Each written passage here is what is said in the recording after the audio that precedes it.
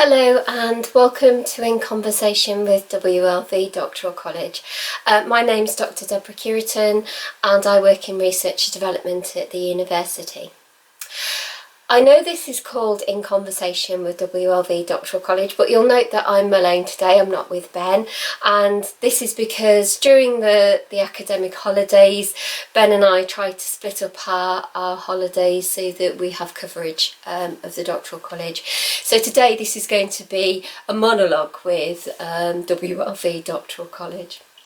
Okay, so what I want to talk to you today is about those final stages of submitting your thesis and some of the things that are common mistakes. I know that when you get to the end of your thesis, when you're about to submit, often you're tired, you're exhausted, you've got fed up of your supervisors reading your work and what seems to be quite picky comments about this should be a comma and not a full stop, and this should be a semicolon sometimes, or they're asking you to do things like move paragraphs around because because they feel that the structure is better, and you've already moved those around because they've told you to do that before. So some of the things that I've noted through my supervision, examining, and through some of the feedback on the vivas that I've chaired are quite important, but seem little things. However, if there's lots of little things that accumulate in a thesis, it can make the difference between what could be a minor modifications and a resubmission.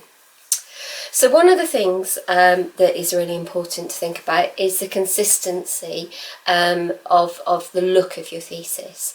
So making sure that your headings are all in the same font, are all the same font size, all have the same line spacing, and the differentiation between chapter headings and section headings and subsection headings are consistent throughout the thesis. One of the things that is quite common is that there's a different line spacing on the setup between some of the subheadings. So some subheadings might not have a space at all, others might have a hard space in between. Some of the settings might be set up that it's 1.5 space, on another subheading it might be 1.15.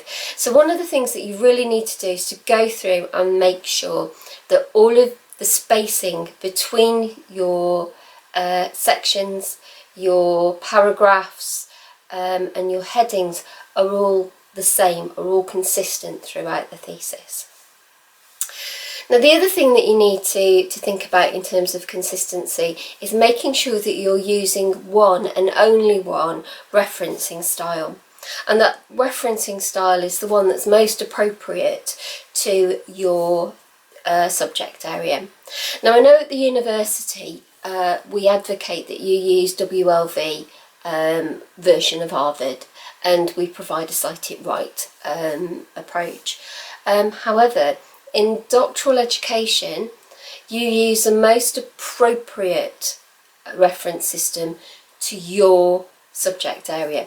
So if you are a psychologist, for instance, you would use APA, or you might be using Harvard or one of the other numerous different referencing types or approaches.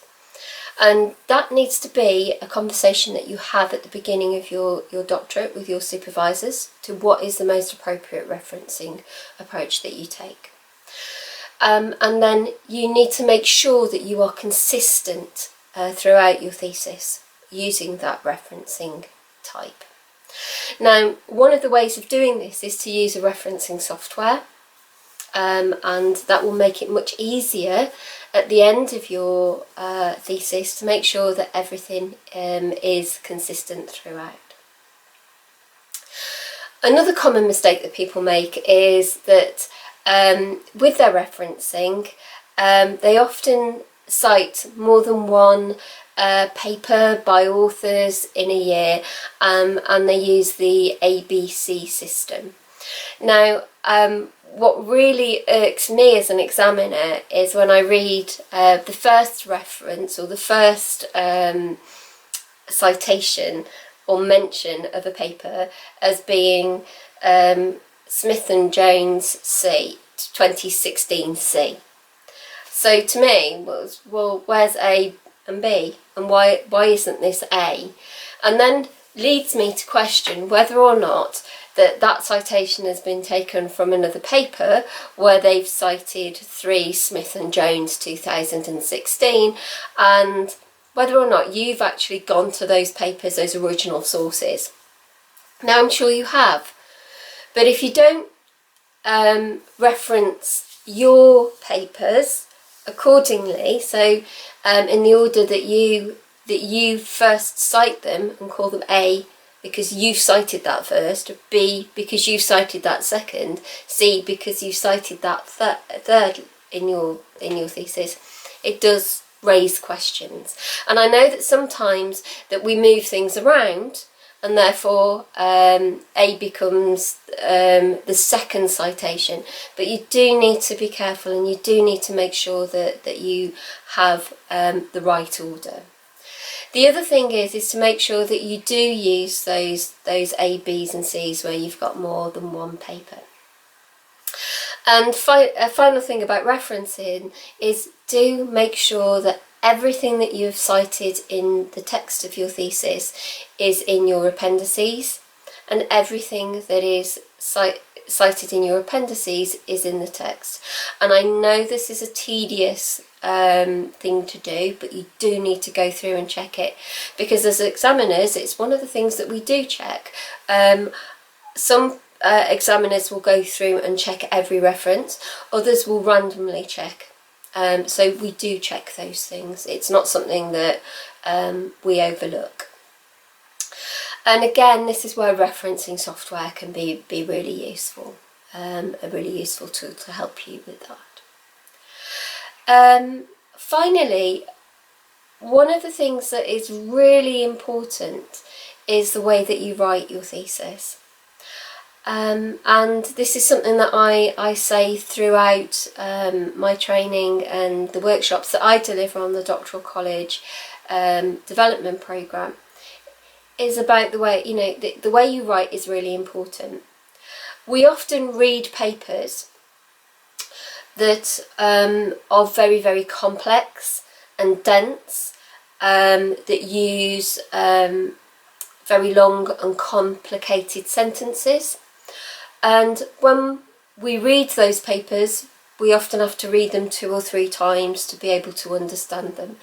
And for some reason, we take that as a sign that actually this is a really good piece of work.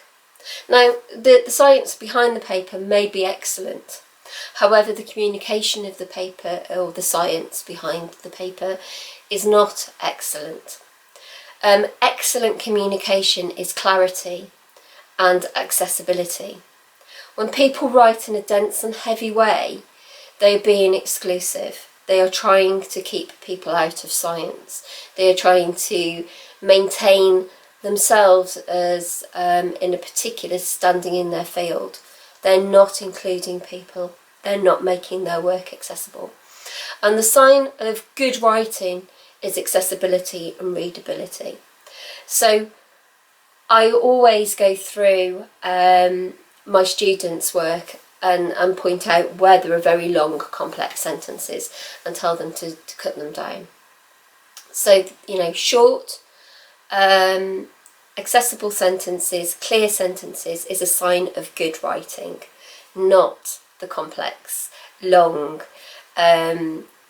sentences that are difficult to understand.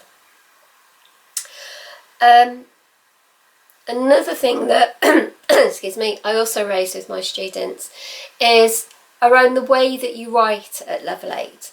So at level 6, level 7, you're often quite descriptive when you're talking about other people's studies. You're often quite deferential, and you often use other authors to lead your arguments. And this changes at level 8. This changes at doctoral level. You are an expert in the field, and therefore you should be leading the arguments. So you shouldn't be descriptive, you should be analytical. So you won't describe a study at level 8, you should be critiquing a study. Or you should be bringing together themes from lots of studies and critiquing the themes. So what I often challenge people about in their writing at level 8 is when I see them starting sentences with Smith and Jones 2016 say this. I'm not interested in what Smith and Jones say. I'm interested in what you've read in the field and what you think about that and how you use those authors to back up your ideas, back up your critique, back up your analysis, back up your synthesis. So these are the things that you should be doing at level 8. You should be providing your arguments and your ideas and supporting those with other people's references rather than the other way round. So what I would advise you to do is to go through, particularly your literature review, and look at where you've started a sentence with somebody else's name and look at how you can change that sentence around and put the name at the end rather than at the front. And my final point is, when you're talking about your findings, I don't want to see you starting sentences talking about other people's work. I'm interested in your work. Now, I know that quantitative research often puts together the discussion with the findings, but I want to see your findings first. I want to know what it is that you have found, because that's the important thing in your doctoral thesis. It's what you are adding to the literature. And then you use other people's work to locate what you have found, to say how what you have found is different, what it adds to the field, what it counters, and what it is supporting and how it's supporting it. So do be careful when you are combining those two chapters, and make sure that you are putting forward your arguments, your findings, your contributions to the field, your contributions to knowledge, your contributions to practice first, and that you are selling those. And just one more thing before I go. When you conclude your thesis, we often put in our conclusions section the limitations of the study. Please don't make that the last bit of your work. Leave your examiners on a high.